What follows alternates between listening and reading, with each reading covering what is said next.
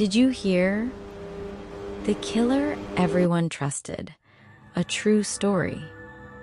The BTK investigation. Wichita in the 1970s wasn't a place people talked about like it was dangerous. It was the kind of city where neighborhoods had block parties, where churches held potlucks, where people left their doors unlocked more often than they should have. So when the call came in on a cold January morning in 1974, it didn't just shock Wichita, it rearranged it.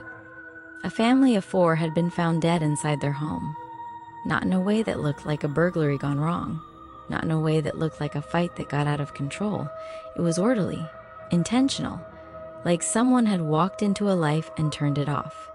The victims were the Otero family, parents and their children. The details were so disturbing that even experienced officers struggled to describe what they saw without their voices tightening.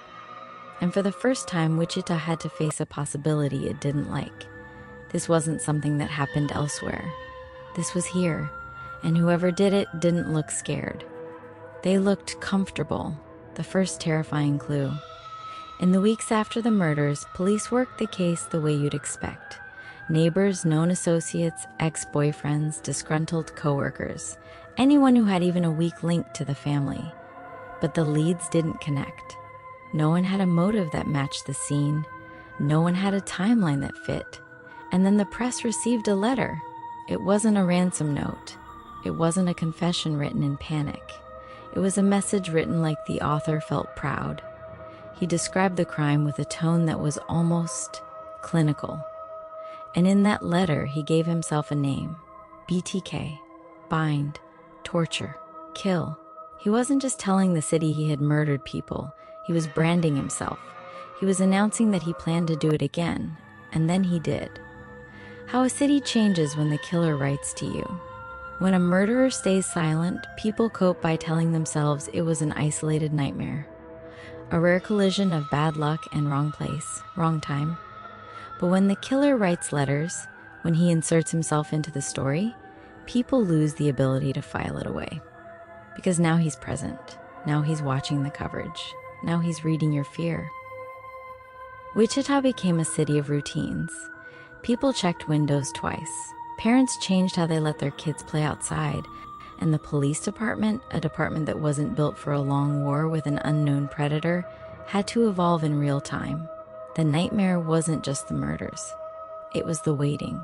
It was the question that started appearing in every living room after sunset. Where is he right now? The part nobody wants to admit. The hardest truth in cases like this is that predators don't need to be brilliant. They just need to be patient. BTK stalked. He watched. He studied neighborhoods. He learned schedules. And the thing that made him so effective wasn't supernatural intelligence. It was that he blended. He looked like nothing. He looked like a man you'd hold a door open for.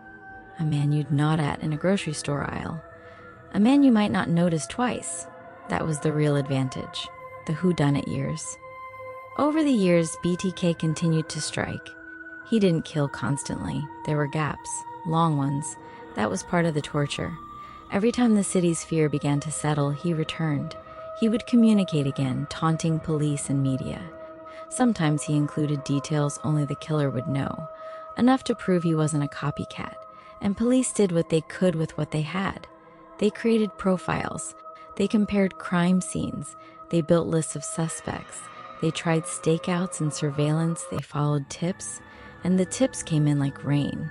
Everybody had a theory. The strange neighbor. The loner who never waved back. The man seen walking at night. The ex-boyfriend. The maintenance worker. But the truth was, the case was too big for what people wanted it to be.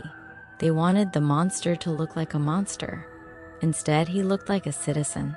The mistake that kept happening. When fear takes over, people start scanning for threats. And in doing that, they miss the most common kind of threat.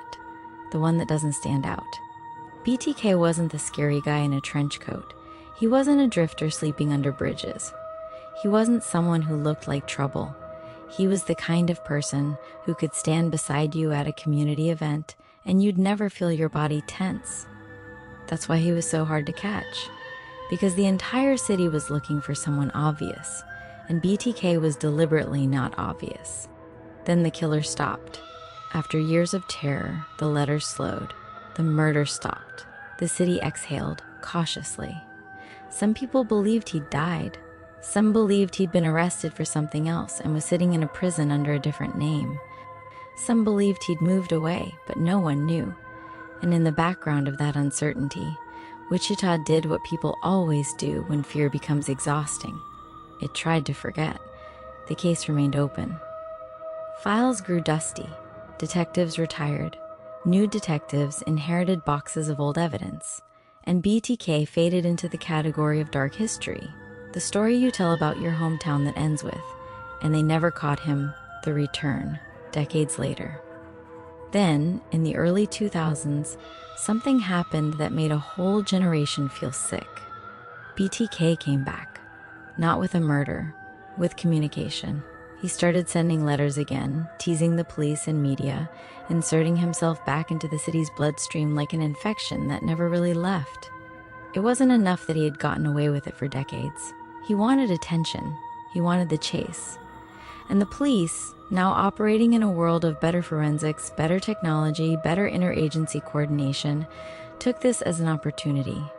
Because communication is a risk. Every message is a mistake waiting to be found. And BTK, for all his carefulness, still had one fatal weakness. He wanted credit. He wanted to be known. The moment the last person you'd expect becomes possible.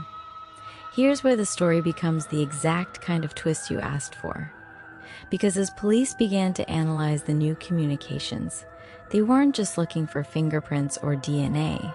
They were looking for habits, choices, little decisions that revealed personality. And one thing became clear. Whoever BTK was, he had lived a normal life for decades. He held steady employment. He had relationships. He existed inside systems, church, work, community, without raising alarms. That meant the killer was lurking outside society. He was embedded in it. And that realization is worse than fear. Because fear says, lock your doors. This realization says, what if the danger already has keys? A single question that changed everything. At one point, BTK sent a message asking police a question, almost like he was testing them. Could he send something and still be tracked? Could he trust the technology? He believed, based on his own confidence, that he could. And the police, playing along, essentially told him, no. They implied he was safe, that he could communicate without consequences. It was a psychological move. Bait. Because if a killer believes he's untouchable, he becomes careless. And BTK did exactly that. He sent something that could be traced, something modern, something that to him felt like a harmless tool. To investigators, it was a handle on a door that had been locked for 30 years. The break? When the breakthrough came, it didn't come with a dramatic car chase. It didn't come with a shootout. It came the way real cases often do, quietly. A name, a job, a pattern. And when police finally identified their suspect, the reaction wasn't celebration. It was disbelief. Because the suspect wasn't someone who lived on the edge of town and avoided people. He wasn't someone with a reputation. He wasn't someone neighbors complained about. He wasn't someone who seemed off. He was someone people recognized. Someone who had a face that fit into family photos. Someone with roles in the community. The kind of person you might ask for help. The kind of person you might trust. And that's the part that makes this story linger in your mind long after you stop listening. Because if that person could be BTK, then the phrase last person you'd expect stops being a twist. It becomes a warning. If you're interested in real cases where the truth was hidden in plain sight, this channel posts new stories regularly.